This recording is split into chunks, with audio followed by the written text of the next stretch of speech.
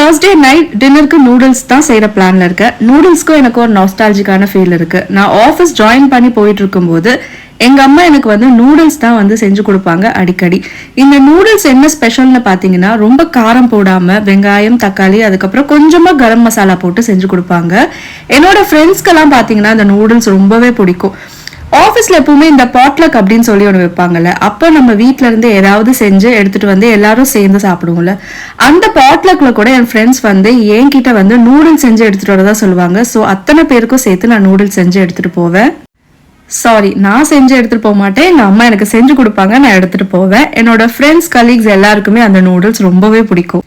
என்னன்னு தெரியல, ரொம்ப நார்மலான ரெசிபி தான், பட் அதோட டேஸ்ட் சூப்பரா இருக்கும். ஸோ எனக்கு இன்னைக்கு அந்த மாதிரி நூடுல்ஸ் செஞ்சுட்டு என்னோட ஹஸ்பண்ட்க்கு லைட்டா அதுல முட்டை வறுத்து அதுல ஆட் பண்ணிட்டு எக் நூடுல்ஸ் மாதிரி செஞ்சு கொடுத்துட்டேன்.